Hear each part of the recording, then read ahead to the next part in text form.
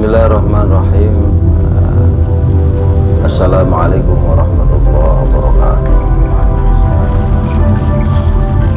Innal hamdalillah nahmaduhu wa nasta'inuhu wa nastaghfiruh wa na'udzu billahi min syururi anfusina wa min sayyiati a'malina. May yahdihillahu fala mudilla lahu wa may yudlil fala hadiyalah. La haula wa la quwwata illa billah ma ba'du. Qala ta'ala fi kitabihil karim. A'udzu billahi minasyaitonir rajim. Bismillahirrahmanirrahim. Amana rasulul bima unzila ilaihi min rabbih wal mu'minun. Kullun amana billahi wa malaikatihi wa kutubihi wa rusulihi la nufarriqu baina ahadin min rusulihi wa qalu sami'na wa ata'na ghufranaka rabbana wa ilaikal masir.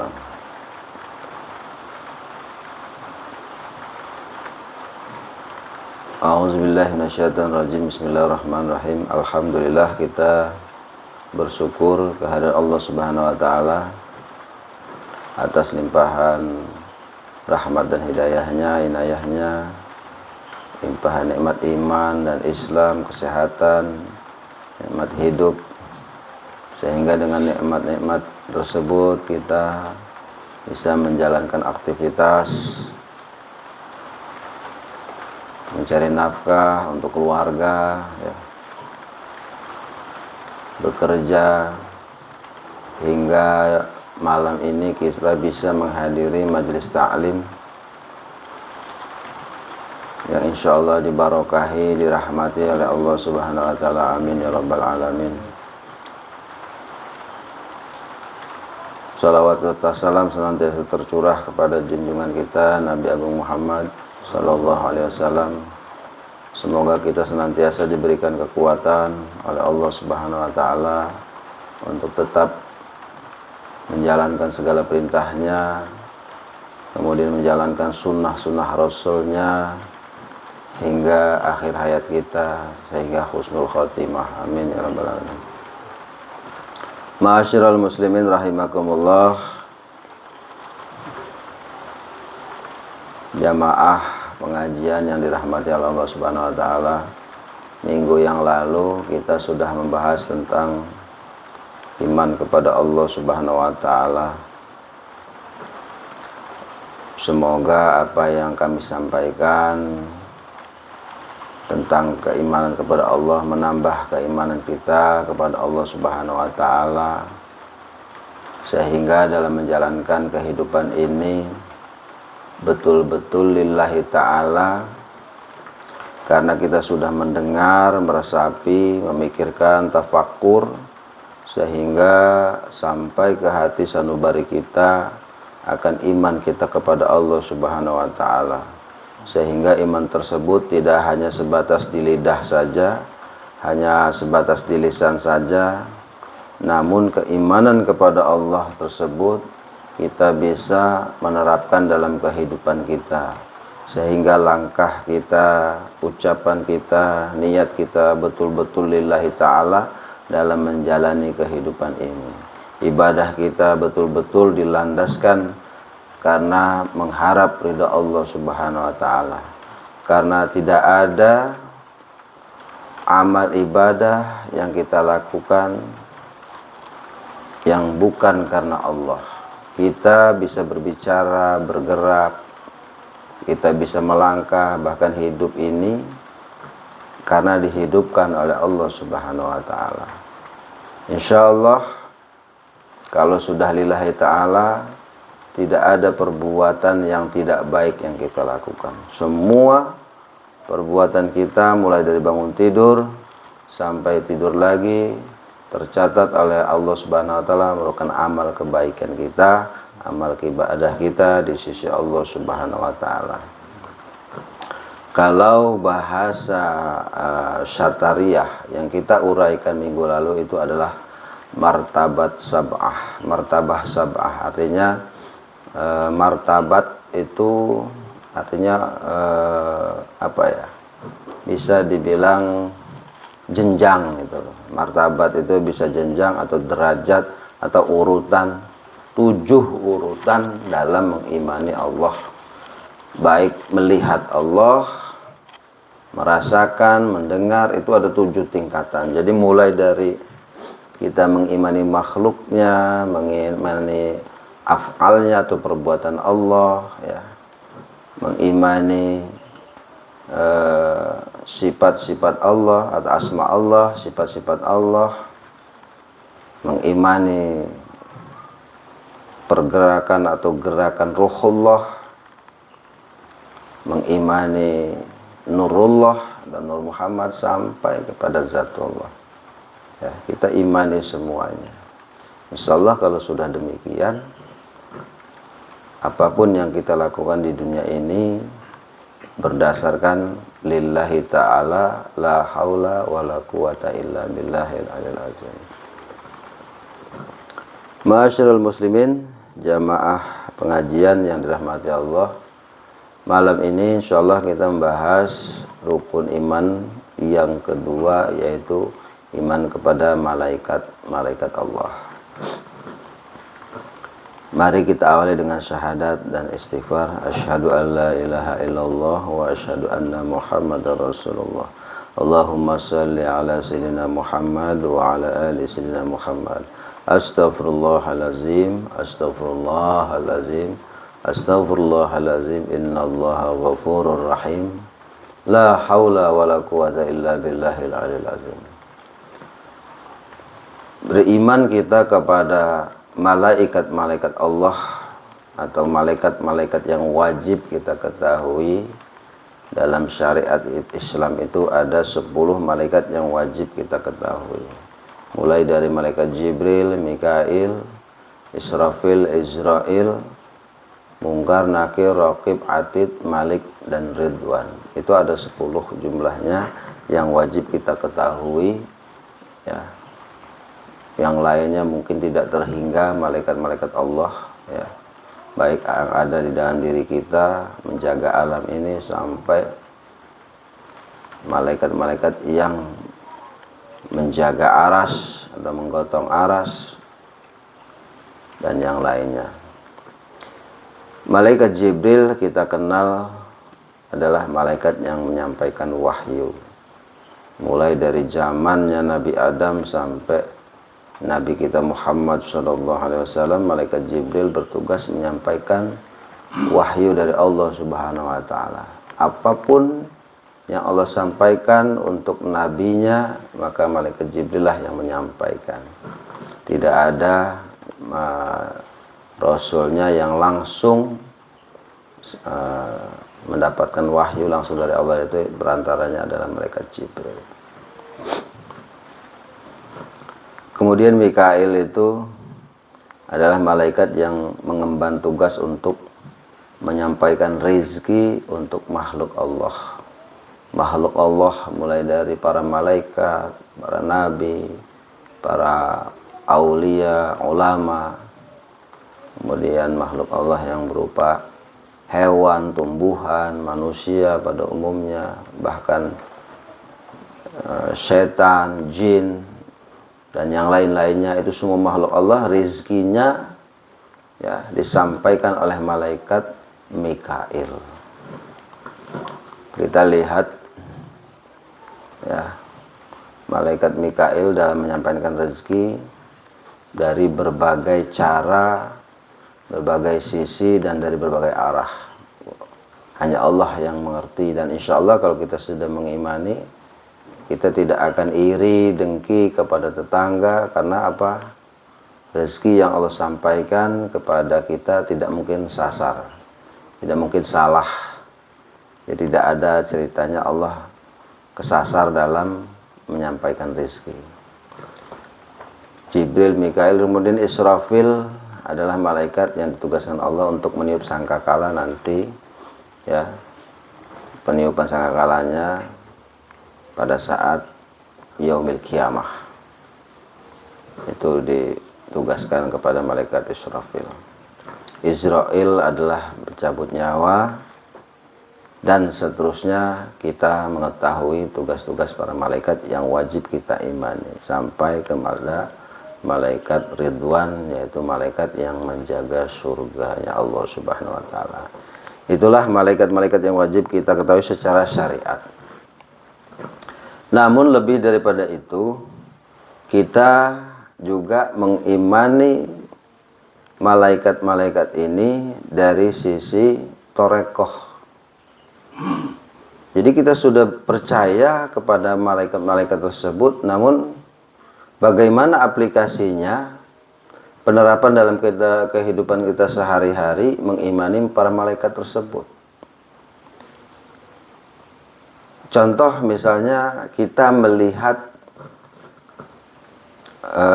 seseorang yang memberi makan kepada anaknya, ibu yang menyuapi makan kepada anaknya yang masih kecil atau menyusui. Secara syariat kita melihat mata kepala kita ibu menyusui anak atau menyuapi anak.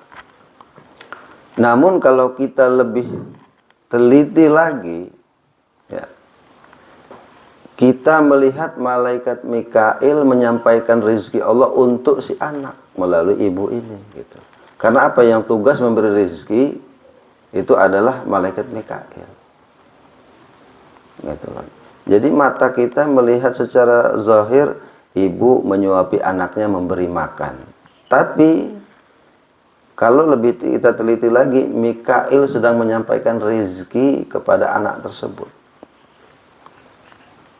Gitu. Itu kalau kita lebih detail lagi. Kita menerima upah dari atasan kita berupa uang, gajian setiap bulan. Tapi harus kita lihat bahwa Mikail sedang menyampaikan rezeki yang Allah titipkan untuk kita. Jadi kalau kita pandai bersyukur, tidak ada istilahnya mengeluh kepada atasan, gajinya kurang, tidak sesuai, tidak ada. Upah kita setiap minggu kita terima dari mandor, sekian, harian 100.000, seminggu berarti 600.000, ya. Itu tidak salah, gitu. Itulah Mikail menyampaikan rezeki kepada kita dari Allah Subhanahu wa Ta'ala. Nah, jadi semua panca indera yang kita miliki ini kita arahkan untuk seperti itu, gitu. Mata kita yang kita lihat itu seperti itu kita arahkan. Oh, Allah memberi rezeki. Oh, kita dengar misalnya Allah, manusia sedang melantunkan ayat-ayat suci Al-Quran. Telinga kita nikmat, kita rasakan itu. Itu Allah menyampaikan rezeki kenikmatan telinga, mendengar telinga itu, ya, melalui Mikail kepada kita, gitu.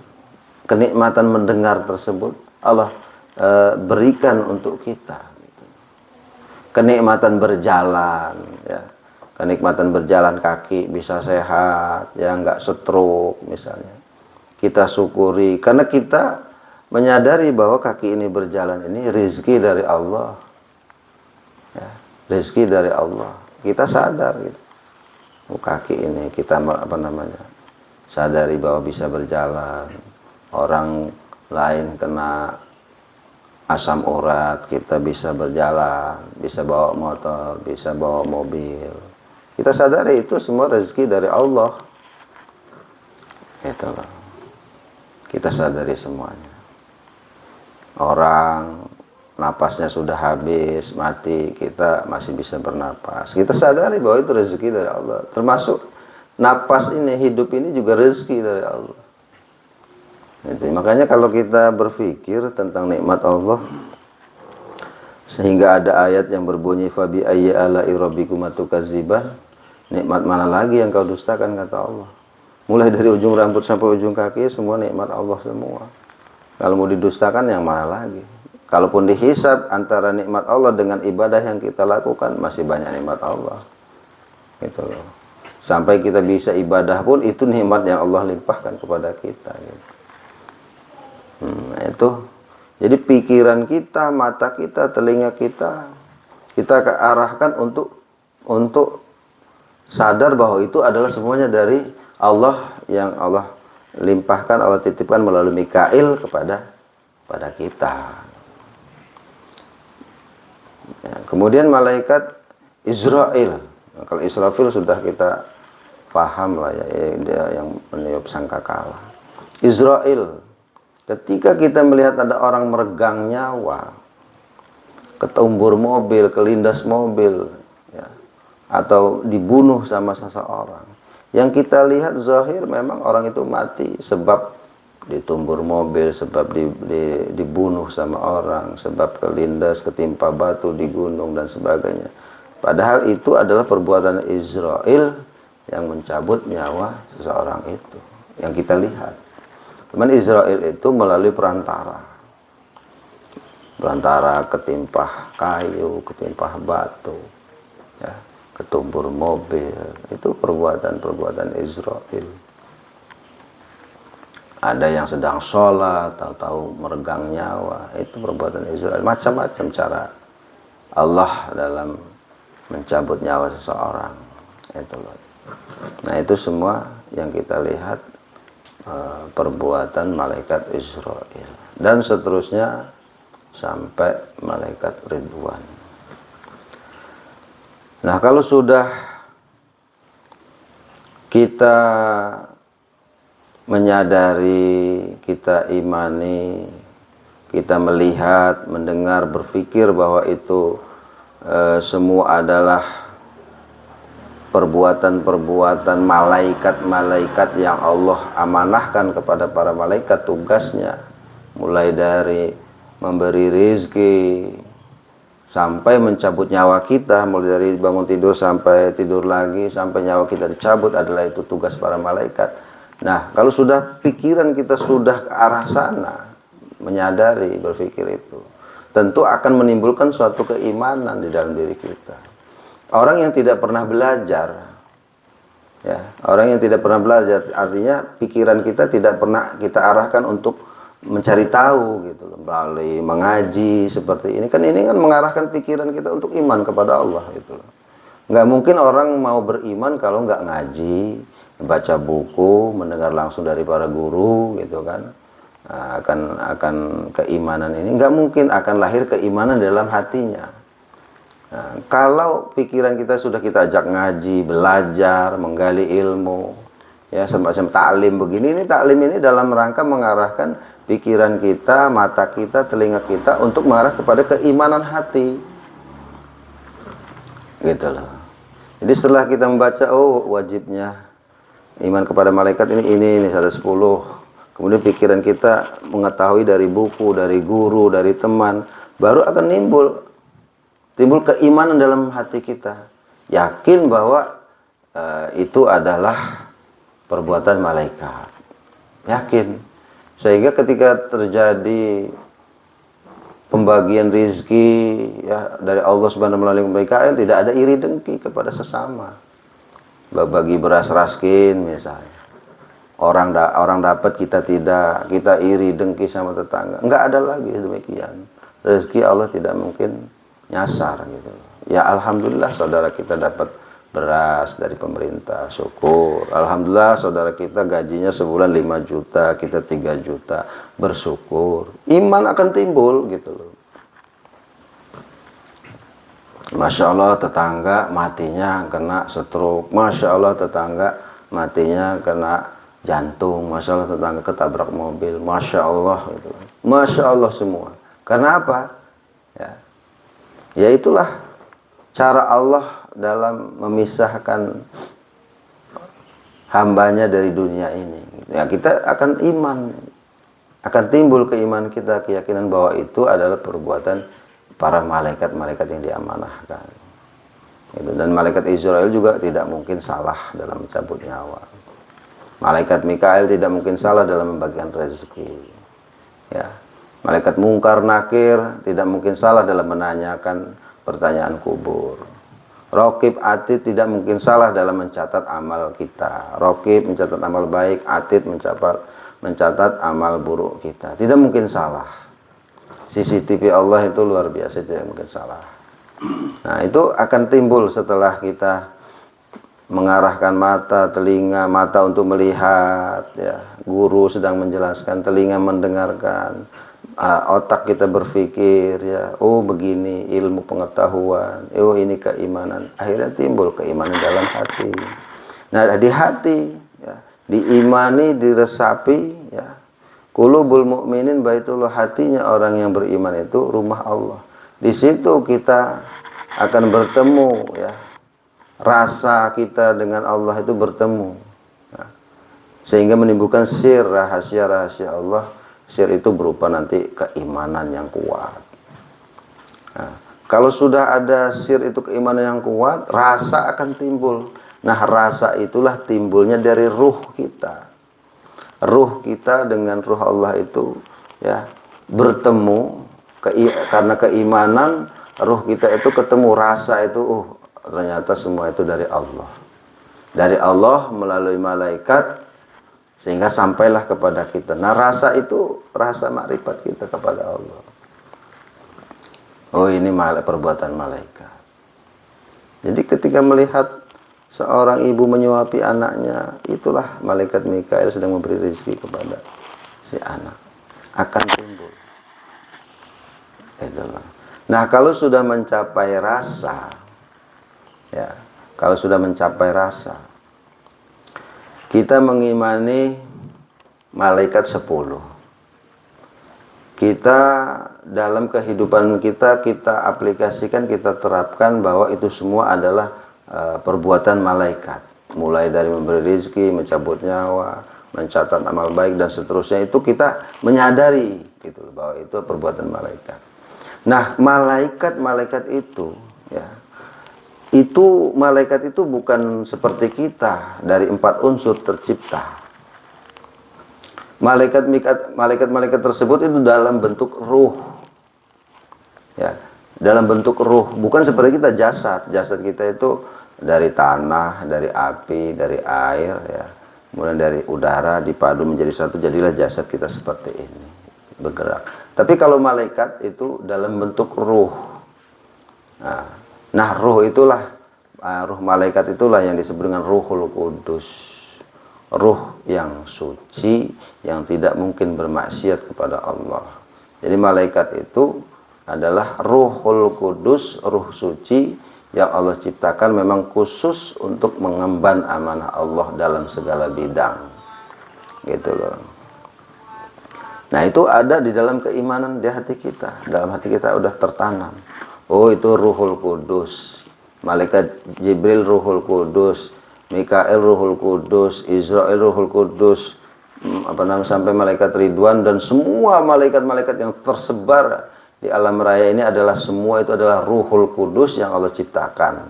Namun biar ada, karena setiap makhluk itu kan Allah memberi nama. Wa 'allama Adamal asma'a kullaha. Allah mengajarkan Nabi Adam itu semua nama-nama yang ada di alam raya, termasuk malaikat dikasih nama sama Allah. Jadi Nabi Adam memanggil Ruhul Kudus yang menyampaikan wahyu itu, oh, Jibril namanya. Yang menyampaikan rezeki, Ruhul Kudus itu, oh, itu Mikail, gitu. Ada nama-namanya semua. Oh, yang tempat penampungan air itu namanya teko. Dari teko, oh, ditaruh di wadah kecil namanya gelas. Itu semua dikasih nama sama Allah, diajarkan kepada Nabi Adam. Itu. Nah, malaikat itu aslinya Ruhul Kudus, ruh yang suci, mengemban tugas masing-masing, dikasihlah nama, mulai Jibril sampai malaikat Ridwan dan semua malaikat-malaikat. Itu aslinya Ruhul Kudus. Itu loh. Nah, Ruhul Kudus itu siapa? Ya. Nah, Ruhul Kudus itu wajib kita imani dalam hati. Nah, setelah kita imani dalam hati bahwa itu Ruhul Kudus tertanam dalam diri kita. Nah, Ruhul Kudus itu siapa? Nah, setelah kita tertanam dalam diri kita, menimbulkan rasa yang hakiki, yang sejati. Nah, rasa itu rasa makrifat. Baru tahu bahwa Ruhul Kudus itu adalah Ruhullah yang menggerakkan malaikat-malaikat. Jadi semua malaikat yang Allah ciptakan itu, ya, dinamakan Ruhul Kudus. Pada dasarnya adalah Ruhullah yang menggerakkan Ruhul Kudus. Makanya kalau kita nanti mengkaji tentang ruh alam raya dan seisinya ini, penggeraknya cuma satu, Ruhullah. Cuman ketika Ruhullah ini menggerakkan malaikat disebut Ruhul Kudus. Supaya enak mengingatnya, diajarkan kepada Nabi Adam dan para manusia, Ruhul Kudus ini dikasih nama satu-satu, Jibril, Mikail, dan seterusnya. Nah, itu. Nah, jadi kalau kita runtut itu terakhir ya Ruhullah, ya Allah juga. Jadi malaikat itu Jibril misalnya, unsurnya apa? Unsurnya adalah Ruhul Kudus dan Ruhullah. Ruhul Kudus digerakkan oleh Ruhullah. Kalau kita kan ada 5 unsur. Unsur air, tanah, api, udara. Yang kelima itu Ruhullah, penggeraknya. Nah, kalau malaikat 2 unsur, Ruhul Kudus dan Ruhullah digerakkan. Jadi Ruhul Kudus ini para malaikat digerakkan sama Allah. Ya, kemudian dikasih nama, oh ini Jibril, Mikail. Jadi kalau kita teliti, ya, kalau kita meneliti dengan keimanan, ya semuanya akhirnya ya Allah juga. Penggerak tunggal daripada alam raya dan seisinya ini. Yang menggerakkan malaikat, para nabi, manusia, binatang, tumbuhan, ya, yang menggerakkan air, api, udara bergerak. Itu semua adalah Ruhullah yang menggerakkan. Makanya Allah disebut dengan zat yang hayyun daimun la yamutu abada. Zat yang maha hidup, hidup yang sejati, sejatinya hidup. Jadi sejatinya hidup itu ya Allah. Hidup yang sejati itu ya Allah. Hidup yang murni itu ada Allah Subhanahu wa ta'ala. Kelihatannya malaikat hidup, kelihatannya malaikat itu bergerak, menyampaikan wahyu, menyampaikan rezeki, tapi hakikatnya yang bergerak itu adalah Ruhullah.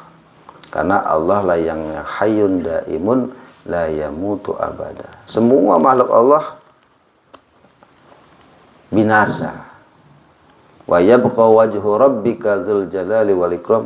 Allah lah yang nanti akan kekal abadi. Semua malaikat akan binasa juga pada kiamat nanti. Nanti kehendak Allah menghidupkan mereka semuanya.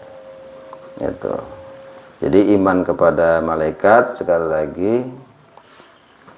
malaikat itu ada namanya, mulai Jibril dan seterusnya. Dalam kehidupan kita tidak akan lepas daripada peran malaikat, ya.